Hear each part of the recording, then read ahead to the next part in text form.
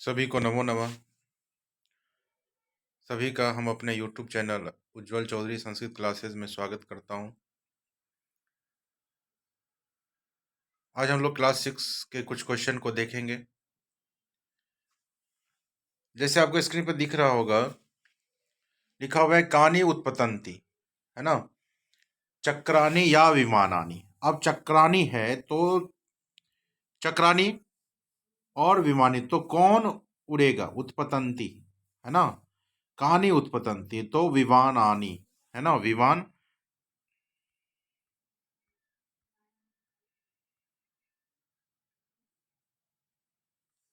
तो क्या हो जाएगा? विमान। ठीक है।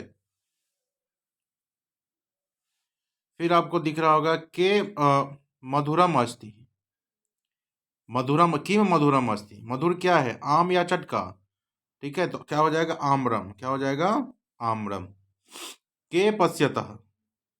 अब एक है पत्रे, एक है नेत्रे, तो पत्र से क्या देख सकता है क्या? नहीं ना। तो क्या हो जाएगा? नेत्रे। के पश्यतः तो नेत्रे पश्यतः। ठीक। महिले कुत्र गच्छतः। महिले कुत्र गच्छत। अब महिले है तो द्विवचन में है ना। तो महिले कुत्र गच्छतः, कहाँ? तो आपनम। कुत्र गच्छतः,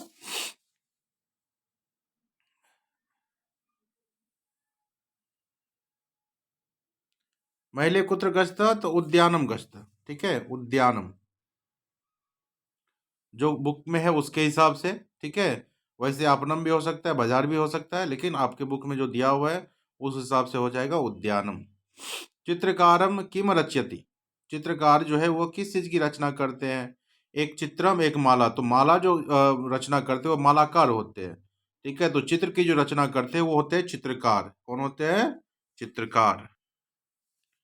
आगे है आपको वयम काभ्यम पश्यामः, है ना। वयम काभ्यम पश्यामः। तो अब जो वयम काभ्यम पश्यामः है, तो वो क्या हो जाएगा? किसी से नेत्राभ्यम। क्या हो जाएगा? नेत्राभ्यम। ठीक है।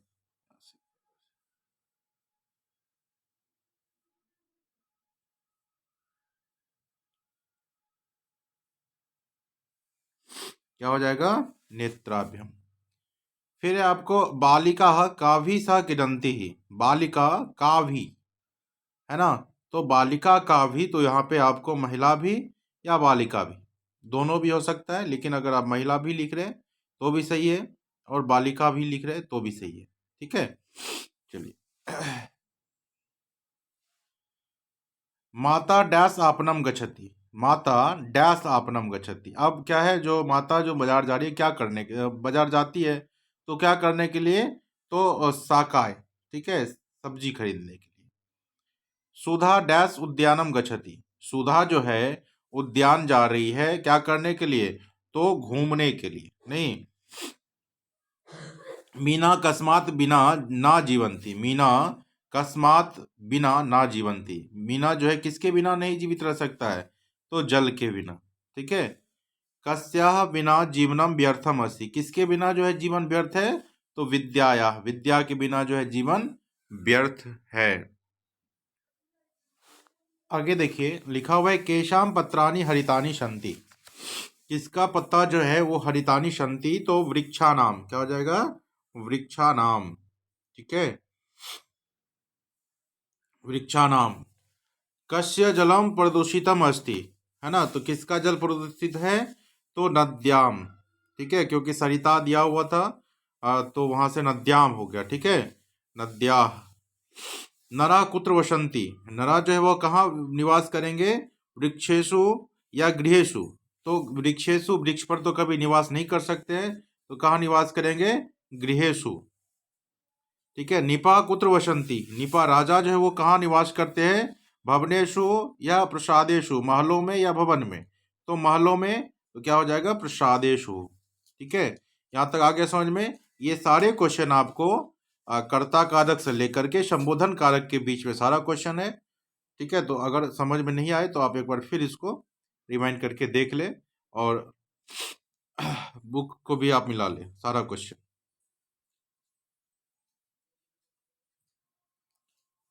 अगला क्वेश्चन है आपको कारकानाम विभक्ति च सह मेलनम में लिया जो कारक और कर्ता कारक और प्लस विभक्ति है उसकी आपको मिलान करना है। तो जैसे आप दिख रहा होगा कर्ता कारक है, कर्ता कारक के साथ जो प्रयोग होगा वो होगा प्रथमा विभक्ति, है ना। कर्ता कारक हमेशा प्रथमा विभक्ति में होती है, तो प्रथमा विभक्ति, ठीक। तो आपको कर्ता कारक का हो गया प्रथमा, देखिए 4 नंबर में दिया है, ठीक है। तो क्या हो गया 4 नंबर। उसके बाद है कर्म कारक, ठीक है। कर्म में द्वितीय विभक्ति का प्रयोग होता है, तो कर्म हो गया आपका द्वितीय विभक्ति। उसके बाद करण कारक है, तो करण कारक में तृतीय विभक्ति, ठीक है। उसके बाद आपका है संप्रदान कारक, तो संप्रदान में चतुर्थी विभक्ति, ठीक है। उसके बाद अपादान, अपादान में पंचमी विभक्ति, ठीक है। अपादान में पंचमी हो गया, संप्रदान में चतुर्थी हो गया। संबंध में काके किरारे संबंध दिखा रहे तो षष्ठी विभक्ति, और अधिकरण आधार है तो सप्तमी विभक्ति, ठीक है।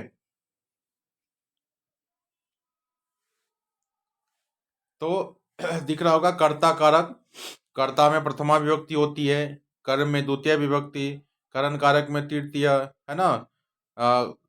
उसके बाद आपका संप्रदान में चतुर्थी, अपादान में पंचमी, संबंध में षष्ठी, और अधिकरण में सप्तमी विभक्ति का प्रयोग किया जाता है, ठीक। तो कर्ता से लेकर के अधिकरण तक है, और संबोधन में प्रथमा विभक्ति का प्रयोग किया जाता है, ठीक है। तो यहाँ तक समझ में आ गया। इसके सामने में आपको लिखना था। इसके बाद आपको जो है संख्या था, जो हम लोग देखे थे 1 से लेकर के 4 तक का तीनों रूप देखे थे, एकह, एकम, है ना, एकह, एकम, एकेन, एकस्मै, एकस्मात्, एकस्यस्मिन्, एकस्मिन्, जो एक का पूरा रूप चला था, तत् के रूप के अनुसार चलेगा। पुल्लिंग में जो है एकह हो जाता है, स्त्रीलिंग में एका, और नापुंसक में एकम, ये प्रयोग किया जाता है, ठीक है। तो लिखा हुआ है डैश महिला गच्छन्ति। अब यहाँ आपको देखना है जो शब्द है वो कौन सा शब्द है, पुल्लिंग शब्द है, स्त्रीलिंग शब्द है, या नापुंसक का शब्द है। तो आपको दिख रहा होगा जो शब्द है वो स्त्रीलिंग शब्द है, महिला, बहुवचन में है महिला।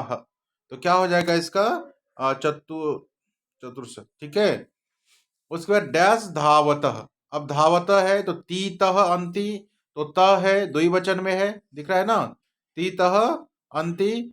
अब यहाँ पे जो आप प्रयोग करोगे, है ना, तो मेरे ख्याल से यहाँ छूट गया होगा कुछ भी, तो यहाँ जो प्रयोग होगा वो दो वचन का हो सकता है, दो दौड़ता है, ठीक है।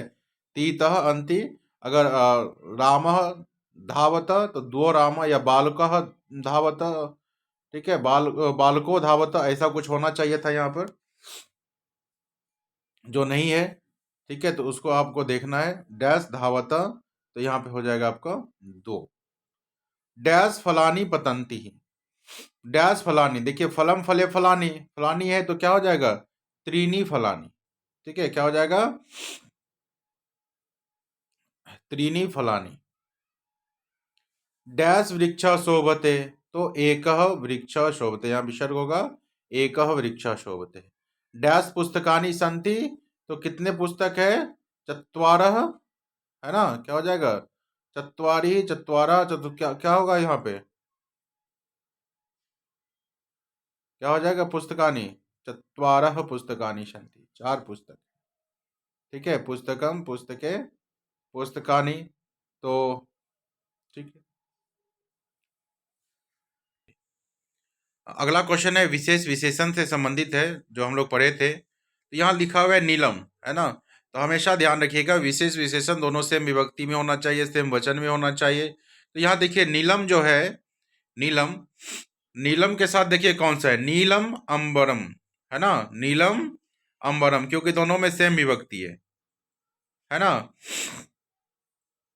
उसका देखिए नवीनाय, दिख रहा है नवीनाय, तो नवीनाय के साथ क्या हो जाएगा कथाया, नवीन कथा। नीलम के साथ हो गया अंबरम, कृष्ण शर्फ, ठीक है। चतुरा बालिका, है ना, चतुरा बालिका। बहुमूल्यानि वस्त्राणि, है ना, और शांतम का गृहम, सॉरी गुहाम, शांतम गुहाम, ठीक है। अगला क्वेश्चन आपको रिक्त स्थान को भरना है। लिखा हुआ है डैश गच्छामि, है ना। तो अब गच्छामि आया है तो आमी आवह आमा यानी आमी है तो उसके साथ जो है अहम का प्रयोग होगा। तो क्या हो जाएगा? अहम गच्छामि। क्या हो जाएगा? अहम गच्छामि। डैश वृक्षस्य अधः कः अस्ति? डैश वृक्षस्य तो तस् वृक्षस्य, है ना? तस् वृक्षस्य अधः कः अस्ति? डैश पुस्तकानि कस्य सन्ति? डैश पुस्तकानि कस्य सन्ति? तो एतानि पुस्तकानि कस्य सन्ति, है ना? तो भी छात्रः डैश ध्यानेन पठत। यहाँ पे जो है आप यहाँ पे बहुवचन कर लीजिएगा, ये जो है आप कर लीजिएगा पठत। ठीक है, तो क्या हो जाएगा? त्वम युवाम यूयम, तो यूयम यूयम तुम सभी ध्यान से पढ़ो।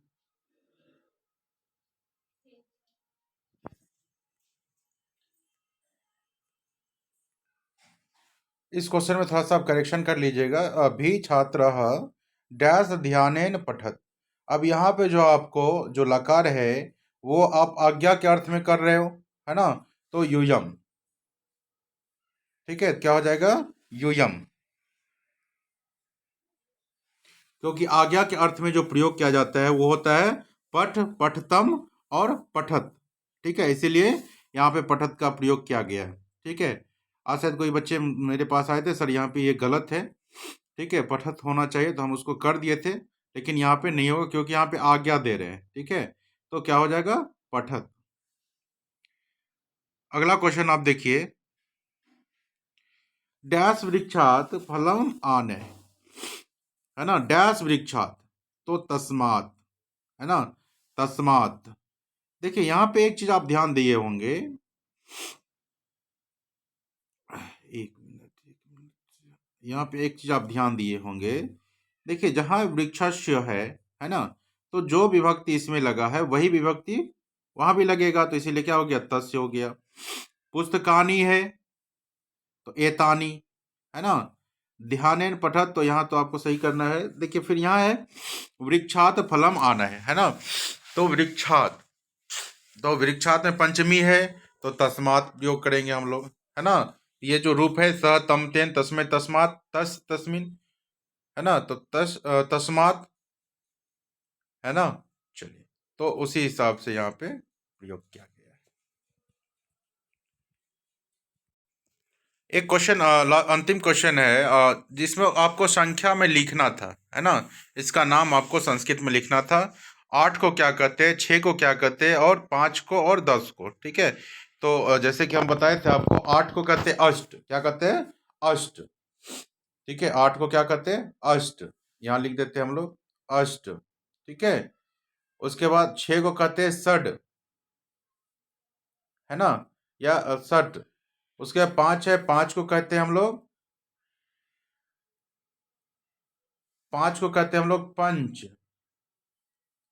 ठीक, और 10 को कहते हैं 10। तो जैसे कि ये आप पढ़े होंगे आप लोग, एकः एकम, एकः द्वि त्रि चतुर पंच षड सप्त अष्ट नौ 10, एकादश द्वादश त्रयोदश चतुर्दश पंचदश षोडश सप्तदश अष्टादश नवदश और विंशति। ठीक है, तो 20 तक हम लोग देखे थे। उसी के अंतर्गत ये चार पूछा गया आपसे। 8 को कहते हैं हम लोग अष्ट, है ना? 6 को कहते हैं षड, 5 को कहते हैं पंच, और 10 को कहते हैं 10। ठीक है, यहाँ तक किसी कोई दिक्कत? अगर दिक्कत हो तो आप कमेंट बॉक्स में लिखकर मुझे बताएं। धन्यवाद। नमः संस्कृत।